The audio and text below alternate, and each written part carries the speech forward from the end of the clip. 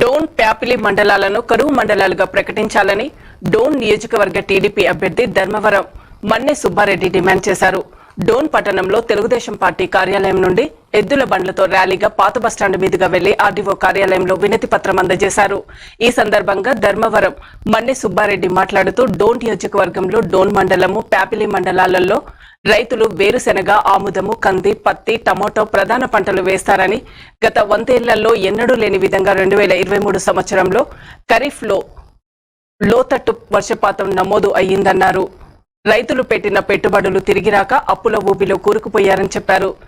సక్రమంగా సర్వే జరిగి ఉంటే డోను ప్యాపిలి మండలాలు కరువు మండలాలుగా ప్రకటించడం జరిగి ఉండేదన్నారు. ప్రభుత్వంపై ఒత్తిడి తెచ్చి డోన్ మండలము ప్యాపిలి మండలాలు కరువు మండలాలుగా ప్రకటించాలని తెలుగుదేశం, జనసేన పార్టీల తరపున డిమాండ్ చేశారు.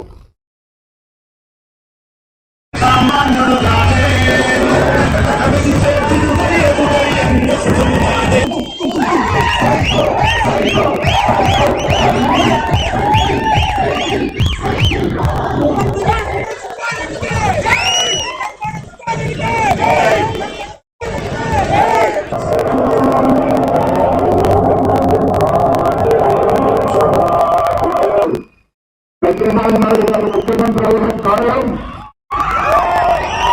ఇక్కడ నుంచి కూడా మీరు అందరూ ఆశీర్వాదాల వల్ల దేశపాలకు కూడా ఎన్నో కావడం.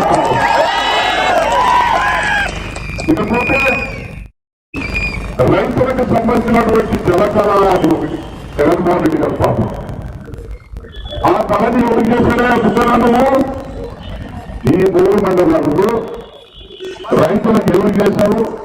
దీనికి సంబంధించినటువంటి కార్యకర్తలు మీ బంధువులకు మాత్రమే చేస్తున్నావు.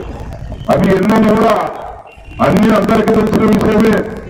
రైతుల్ని జలకళ అంటే ఎవరికి ఇబ్బంది ఉంది, ఎవరికైతే అవసరమో గత గవర్నమెంట్ లో సాధారణమైనటువంటి రైతులు తర్వాత లో పీపీఎల్ ఉన్నటువంటి